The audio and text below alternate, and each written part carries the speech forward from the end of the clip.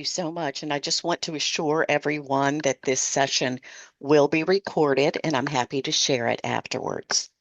But tonight I want to thank Ms. Jones for inviting me to present on the college financial aid process because a lot of people are aware of the cost of tuition at the colleges that you're interested in, but you need to keep in mind that there are other fees and expenses that are going to be involved. You'll have fees, room and board, if you stay on campus, the travel expenses if you are living away from home. All of that should be considered in your cost of attendance. But there are monies available to help you pay for those expenses. There's the Pell Grant, the Federal Supplemental Education Opportunity Grant. There are service grants available, and also there's a Teach Grant for those who plan to teach when they graduate. There's federal work study. These jobs are administered by the financial aid administrators on your college campuses. If you're interested in working while you're in college, these are great jobs. They're right there on campus and they look wonderful on your first professional resume. So please consider these. And then there are student loans. Now, loans are only for covering costs that you cannot afford, you have not saved for, or want to put off paying for until after you graduate. There are subsidized loans. These are the need-based loans. No interest accrues on this type of loan while the student is in school. Direct unsubsidized loans are for everyone, but interest is accruing on this type of loan once the loan is fully dispersed. So within this coming up academic year, interest will be accruing. Parents can borrow on behalf of their students in the form of a Parent Plus loan if they choose, and there are also graduate loans available. Now, all of these monies can be used at 2- and 4-year colleges, community colleges, and technical schools for online courses or in-person courses. If all these monies are accessed by completing the free application for federal student aid. So what I just covered was federal money. Not completing a FAFSA means that you are not going to be considered for that money. Also, remember that the TOPS application can serve as the FAFSA can serve as your TOPS application. Of course, the Pell Grant and Work Study are federal programs, so you need to complete the FAFSA for that. Louisiana Go Grant will need a FAFSA completion, and many private scholarships, including institutional aid on your college campuses, may require you to complete a FAFSA. So the FAFSA is basically your one-stop shop for college financial aid. Now, who can complete a FAFSA? U.S. citizens and nationals, those with a green card or an arrival departure record, or have battered immigrant status, and those with a T visa. If you've decided to complete your FAFSA, you'll want to gather all of the documents you need to complete the form, and that will expedite the process. So, U.S. citizens and nationals, gather your Social Security cards. Others, permanent residents, will need their identification. You'll need a copy of your 2024 IRS income tax return and your W-2s. You will need a list of your assets as of the date you submit the FAFSA. So any bank statements, brokerage statements you might have, you'll want to gather those up pretty close to the time you plan to complete. Now, your first step is creating your federal student aid ID. This ID allows you to log in and create a new FAFSA or contribute to your child's FAFSA. It also serves as your electronic signature. So you must have an ID. The student needs an ID, and if he's dependent, which we're going to go through in a bit to determine if he's dependent or independent, if he's a dependent student, the parent who provided him with the most financial support in the past 12 months will also need an ID so that he can contribute. Within the ID itself, they'll ask for demographic information and then ask you to verify yourself. So you must verify yourself in two ways, either or by your email, your mobile phone, or you can download an Authenticator app and verify yourself in that fashion. Okay, so you have your Federal Student Aid ID. You will go to the FAFSA homepage here at studentaid.gov, and you will select Start the 2627 FAFSA. Now, why is it the 2627? Because you're applying for aid for the academic year that you're going to be in college. So if you're starting college this upcoming fall, that will begin the 2627 academic year. You're in the FAFSA, you will want to enter the username and password, that FSA ID that you just created, and then you'll be asked to identify your role. Now, we're going to assume today that we're starting off as the student contributing, and the student will then be taken on into specific questions about himself. But first of all, he will have to consent to allow the IRS to check their system. And if the student or the contributor filed a return in 2024, then you will consent to have that information dropped directly into the student's FAFSA. This is the screen we're hoping to see, that you're successfully importing your information. But if you are having trouble getting that imported from the IRS, you can still complete the FAFSA, but you will have to take a few additional manual steps. And we are here to help you do that if you need assistance. The students will be asked about their personal circumstances, their marital status, their college or career plans, and everyone in the class of 2026 who has not received federal student aid in the past should report that they are a first-year freshman. Even if you have taken AP courses, you've taken dual enrollment, you may have a sophomore classification. And congratulations, that's great. However, for FAFSA purposes, for financial aid purposes, you should all report that you are first-year freshmen. You will then be asked to consider this list of statements. This is going to determine whether the student needs parental assistance or whether the student can file his FAFSA as an independent. To be independent, the student could have children that he financially supports and provides more than 50% of that support. He could, as before he turned the age of, since he turned the age of 13, perhaps he was an orphan, a ward of the court, in foster care. Maybe he's an emancipated minor or is in legal guardianship. If a student can answer yes to one of these questions, then he can skip over the parent section. Is the student homeless? This is something else to consider. If you find yourself in this situation, you can talk with your counselor, and if you're identified by your school district, that would qualify you as being an independent student. But what if you can't answer one of those prior questions, the dependency status questions? But you do feel like you have some circumstances that prevent you from getting information from your parents.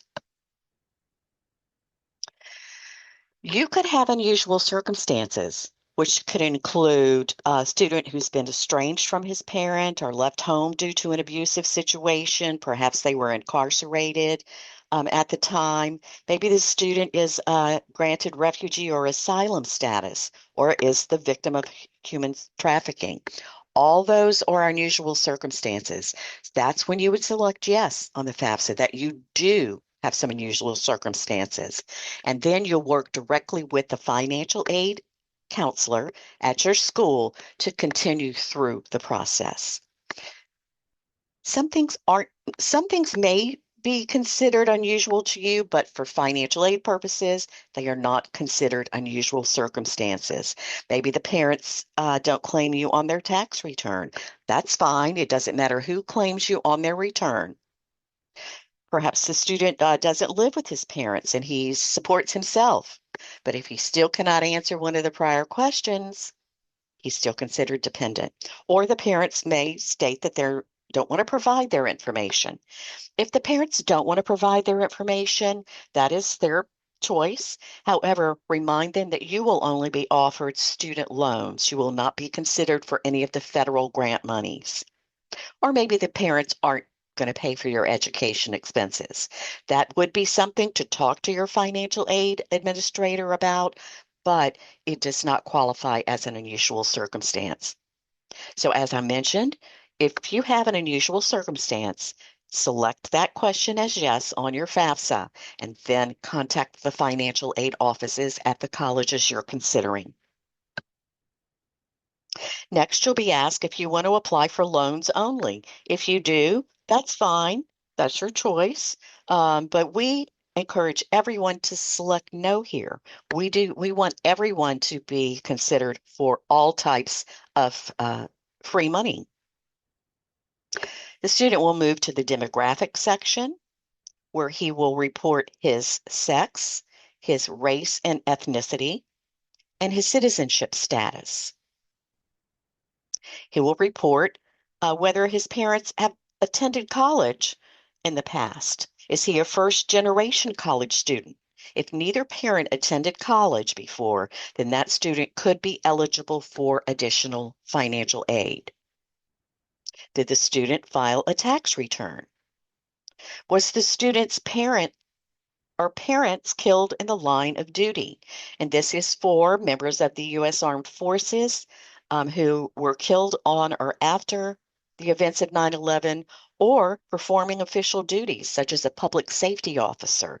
So firemen, policemen, emergency service workers who have died in the line of service, their students could be eligible for additional financial aid.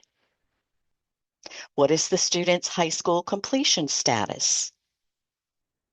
Then you'll move on into the financial section of the student portion. If the student was not able to transfer his IRS tax return, he will manually enter this information. And you can see here there are some fields that need to be completed, but not too many. Then the student will list his assets. So what we are looking for within the FAFSA is your income from 2024, but your assets as of the date you submit your FAFSA. The student will add up any savings or checking account balances that he has, add any cash to that amount, and then manually enter the number here. Then he will calculate the current net worth of any investments that he might have and the current net worth of any businesses or farms or fisheries. Next, he'll move on into the college selection section, where he will begin building a list of the colleges that he's interested in. Now, it's always best to send out as much FAFSA data to the schools that you're interested in as possible, so you don't have to go back in and continue to correct your FAFSA and add more schools. You can add up to 20 at a time. So make good use of your lists and get your info over there to the colleges, because federal student aid is not going to send your information out to every college across the country. You must give them permission to do that. Next, the student is led through a series of questions that helps him identify who his parent contributors is. So as he works through the series of questions, he'll basically find that if his parents are married, if his parents were never married, then he will select the parent who provided him with the most financial support in the past 12 months. If his parents are unmarried, but they live together, then both parents must provide their information. If they're married, both parents have to provide. If they're remarried after being widowed or divorced, then the parent, the surviving parent, will now be a contributor, and the step parent will be if he's remarried. And if the student's legal parents are divorced or separated, remember that the parent who provided the most financial support in the past 12 months is the person who will contribute to this student's FAFSA. Now, a lot of students will say, well, my parents contribute exactly the same. Then, in that case, you will provide information for the parent with the greatest income and assets.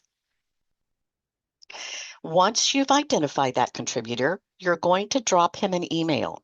So by providing federal student aid with that contributor's email address, they will send an invitation on with a code to that parent so that that parent can log into the student's FAFSA and continue to contribute.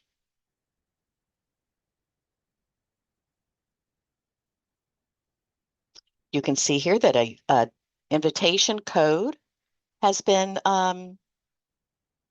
given. You can copy the link here if you're the student, or you can jot it down. And in our FAFSA guides, we're going to have a section for you to be able to write your FAFSA, your invitation code down for your parents in case they did not get the email that you sent.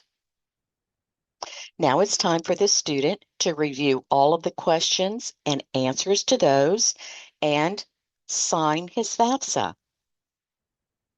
You're agreeing here that the information you're providing is correct to the best of your knowledge. And remember that this is a legal document and it is binding. So make sure that all the information you're providing is correct. Once you press sign, you'll receive a pop-up notification that your submission is pending. And it will also show who received the invitation to contribute. If you find that you use the wrong email address, you can always go here to manage invitations and update that invitation address. There's a lot of great information once you submit your FAFSA, so please be sure and look through it. It will give you a really good understanding of the entire financial aid process. In the meantime, your parent contributor has received an email from Federal Student Aid. They can either click on the box that says accept invitation, or they can manually enter it. And then that contributor, if he has not already created his FSA ID, he'll want to do that now and then use that to enter the student's FAFSA. This parent is going to manually enter his invitation code. The parent must also agree to have his information transferred in from the IRS. And this is even if you did not complete a tax return in 2024. They also need that information. So by agreeing to have the IRS consent to check the FAFSA folks consent to check the IRS for your data, you will be eligible for federal student aid and all aid. You won't be eligible, you'll be considered for it. So hopefully you will see this screen where your information is successfully processed, but if not, you'll just need to take a couple of extra steps. The parent will move on into the demographics section of his portion of the FAFSA, list his the parent's current marital status, his state of residence and the date he became a resident of that state, and then he'll move into the parent financial section, which looks much like the student financial section.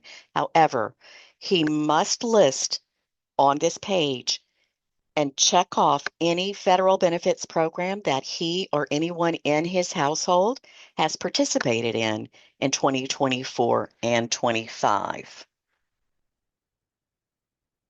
List his filing status and his family size. Now, This seems redundant because, they've grabbed the IRS tax return for that contributor that you've identified. Why do they give you the option of changing the family size? Well, because 2024 was quite a way away from we're almost in 2026, so a lot could have happened.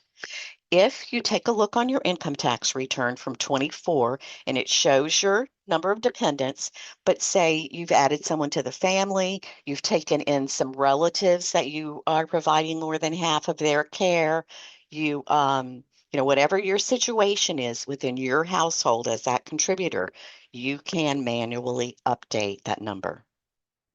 You will provide the number of students you will have in college during the 26-27 academic year, and then begin to answer additional questions. Now, this looks like a parent who was not able to link to the IRS, so they do not have his tax information here.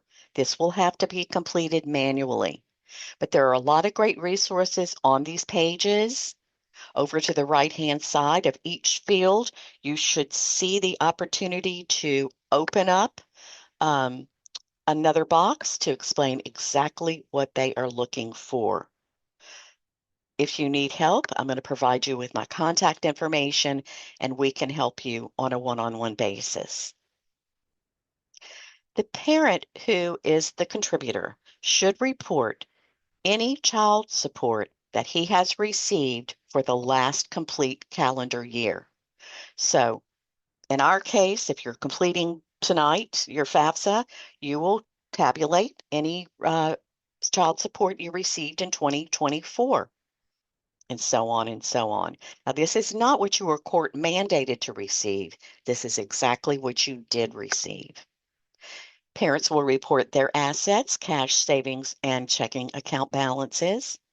They will report the current net worth of investments, including real estate investments, but not your family home. Now, the current net worth means that you determine the value of the property and subtract out any debt you owe on that property, and that will be your current net worth. For current, you also need to report the current net worth of any businesses, but not if they have 100 or fewer employees, any farms or fisheries, unless you live on them and they're your family home. If you live on a family farm or a fishery, you do not have to report that in this current net worth of businesses and farms. If they've determined that you need an additional contributor, say a step parent or your actual legal parent, this contributor will then provide information about that spouse. And then it's time for your parents to sign and submit the FAFSA. But use the green circly check marks to drop down and take a look at all of your answers and that you've provided. It's time for the parents to sign and submit the FAFSA. Once they do, they will receive a pop-up with congratulations, and the student will receive an email from Federal Student Aid alerting him that his FAFSA has been submitted. You'll want to take a long look at your FAFSA submission summary. There's a lot of great information here, including the data release number.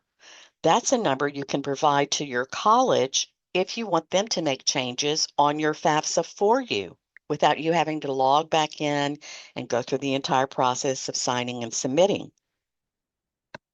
You will receive your federal student aid estimate. This is not your financial aid offer. This is just information that was gathered when you were answering your FAFSA questions, and this will be provided to the colleges that you listed on your FAFSA. They will show if they believe you could be eligible for any grants, student loans, work study, and then they will send this info over directly to the colleges. The colleges will use this information, also called the Student Aid Index, to determine what financial aid you might be eligible for on their campus. This is what your FAFSA submission summary is going to look like when you open it up, so you can make sure everything's correct. And it will also list the schools that you have listed on your FAFSA. You can get a lot of great information about the schools here, about their graduation rates, their annual costs and default rates. And then there is a plethora of information that would be very beneficial to you to read over before you continue on through the financial aid process. So you've submitted your FAFSA. What's going to happen next? All that data is going to go directly to the college financial aid office, where they will begin determining how much aid you might be eligible for. But their first step is to determine your cost of attendance on their campus. Are you staying on campus? Do you need a meal plan? All that adds up, and that will determine your cost of attendance on their campus. They will then look for any grants and scholarships that they think you might be eligible for to help you pay for that cost of attendance. And then the net price is the difference between those two. And that is the amount that you or your family will be responsible for paying. Now, you should receive financial aid offers from your colleges, but usually they'll wait until you've completed the admissions process before they actually send you your financial aid offer. Make sure you're checking your college's financial aid priority deadlines so that you are completing that FAFSA before the best aid is awarded. You can see here that all letters do not look the same, but they all should show your cost of attendance line itemed, your grants and scholarships, any loans they're going to offer you to make up that difference of what you owe, and then federal work study, and if they are aware of any outside scholarships that you've received.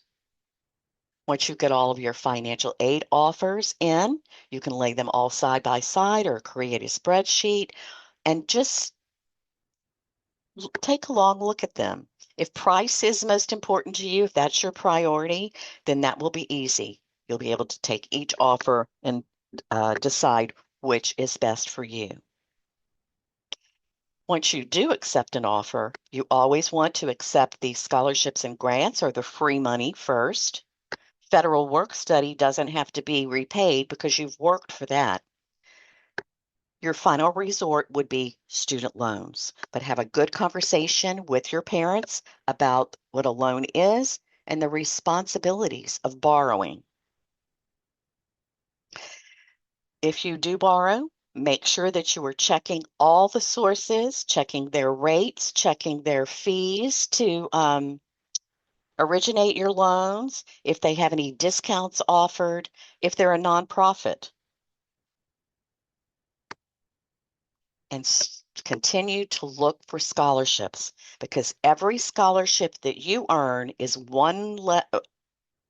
every dollar you earn in scholarships or one less dollar that you're going to have to borrow. So check with your counselor, check with your parents' companies. Maybe they provide some scholarships for their employees' children. Nonprofit groups like Leela, we offer scholarships. We are promoting our FAFSA completion scholarship now. If you plan to complete or if you've already completed, you're eligible. If you plan to attend a school in Louisiana, a college here, we want to keep you in our state, so we do offer a $1,000 Choose Louisiana scholarship. This is not only for students who are starting college, these are for those that are in school. For medical school, for graduate school, undergraduate, you are all eligible to apply. Our FAFSA completion guides and workbooks went out today. Hopefully, they'll be there tomorrow, and your counselor will have them for you. But I'm sure she will let you know when they arrive. A lot of the information that I've just talked about is in this guide. And then there's a space for you to be able to transcribe and add any notes that you need so you can pick up that guide next year and you'll have all the information that you need. Because the FAFSA does have to be submitted every academic year, you are applying for 1 year of financial aid. So next October 1st, you'll mark your calendars to complete your next FAFSA for the sophomore year. Now, this is the point where I would say everybody who's really brave and interested can get a head start and participate in the FAFSA beta program, but the FAFSA is already live. We found that out late last week. So maybe some of you have already completed. If not, you can go ahead and get started now. Our senior checklist is listed on our website at lila.org with lots of links and resources available on a month-by-month basis to help you stay in the loop and you'll be so that you'll be ready for college in the fall. As again, my name is Ann Carmichael. I'm right down the road from you all in Baton Rouge. We are a nonprofit college access organization. We do help students with their FAFSAs. So if you have any specific questions that you'd like to speak to me about, you can unmute yourself and ask, or you can email me directly and we can talk one-on-one about them. If you've already gotten started or you're in the middle of your FAFSA and you just have a quick question, call our FAFSA helpline. Or if you want somebody to be with you through Google Meet and help you walk through the FAFSA process step by step, you can use this QR code to schedule a free virtual FAFSA session. I'm going to stop talking now because my throat hurts, but I'm going to let you all pick up the ball. If you have questions, drop them in the chat box or unmute yourself and ask away.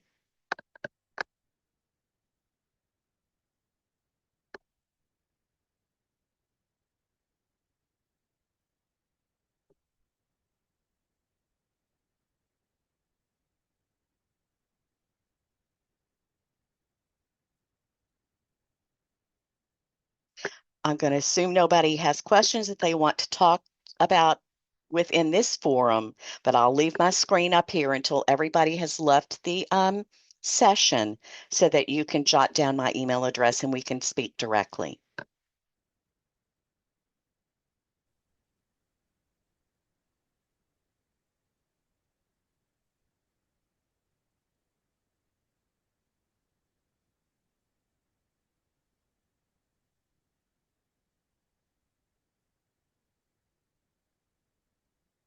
Oh, you're very welcome, everyone. It was my pleasure to present.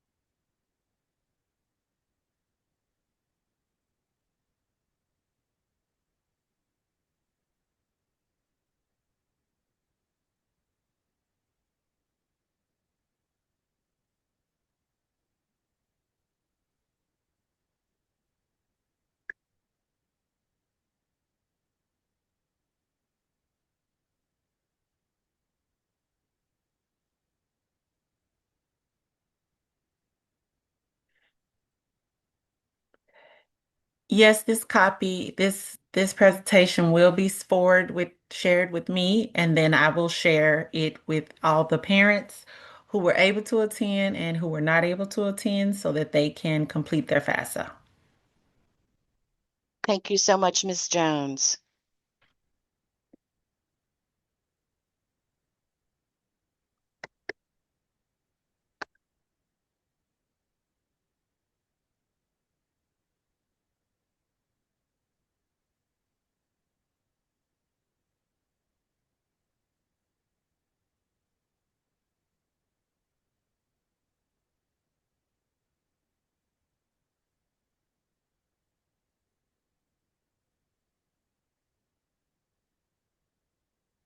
I just wanted to thank Ms. Carmichael for all of her help and support. I have given out those checklist as well as the um, completion guide electronically. And when they come in, I will be sharing those as well with the intent to graduate folder. Please don't hesitate to reach out to myself or Ms. Carmichael. Kenner Discovery has a live in action.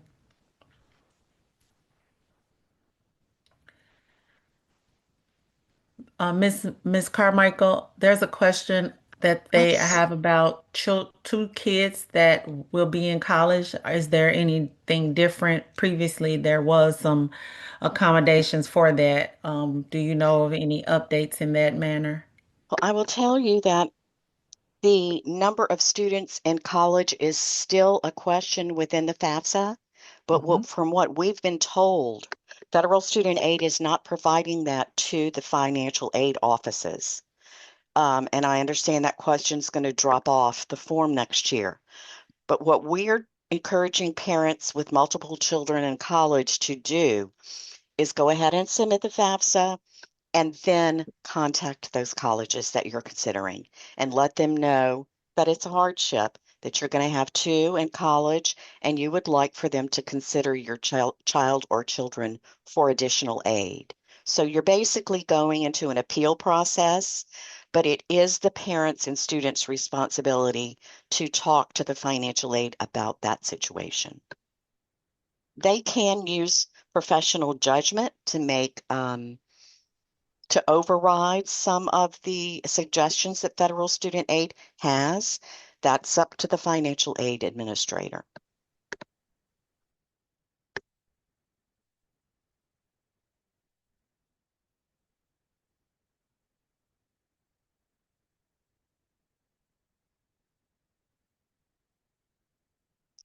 This is a question that we do receive a lot. How can I adjust my student aid index so that I can, receive additional financial aid? Um, and the FAFSA is, just think of it as a general, generic federal form. They're going to ask you questions. There's no black and white about it. You will give the answers correctly, and that's it. Your student aid report is what it is. It's a list of your situation. However, once that FAFSA is submitted, you can contact the financial aid office about any situation that you might have. You might want to contact them to see if they know of any additional scholarships that they've seen come through and come across their desks on the financial aid office. You can ask for federal work study. You can ask for additional Pell or FSEOG. They really hold the key to all this aid. Now, they do have to prove that you are in a situation to deserve more aid because they are constantly audited by federal student aid to make sure that they are doing their jobs. So they really can't fudge on it. They really need some concrete um, ideas of situations that you're going through. So that's what I would encourage you to do. And I would also like to add that there are situations and circumstances where they will request that I provide official letters of support in different circumstances. But also, I've had students who wanted to go to their number one school. They didn't have quite enough money. They contacted them, they reached out, they advocated, and they were able to meet their need without any additional issue. But I've also had students where the school said, according to your information and all of your circumstances, we've allocated all the funds possible for your aid. So it doesn't cost anything to ask. So I encourage the students to advocate to make sure they're exhausting every avenue of aid possible. That's a great story, Ms. Jones. And um, also, this is another reason to apply to as many schools as possible because this aid is administered on those campuses. You might receive a full Pell Grant on one campus and $500 on another. It just all depends on how many needy students are on their campus and how much aid they've already distributed. So this is a good reason to get your FAFSA done as soon as possible and send it out to as many colleges as you can so that you will have options.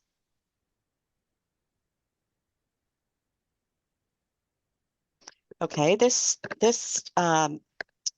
individual says that his oldest child graduates in May of 2026 from college. So she won't be considered, let's see, I gotta move this. So she won't be in the full year. Okay, and so the academic year is going to usually run from August until, I think they call it June and July until June. Hmm. So this child seems like she will not be enrolled in college during the 26-27 academic year. So you're correct. That student will not be able to be listed as being in college during the 26-27 academic year. And I see somebody's already scheduled a private appointment. That's wonderful.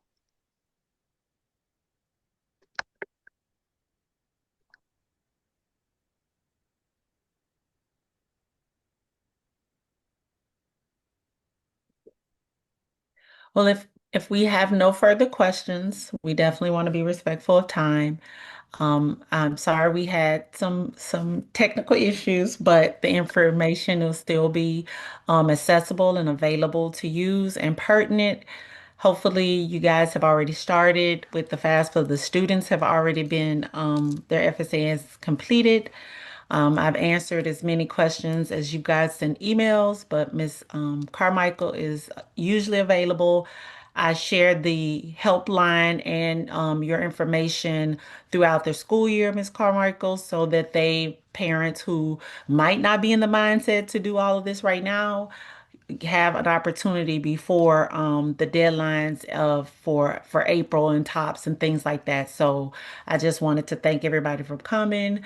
Thank Ms. Carmichael for her wonderful presentation as always and all that great pertinent information. And I want you guys to have a great day and we'll try this again another time. Okay. Thank you all for having me and good night.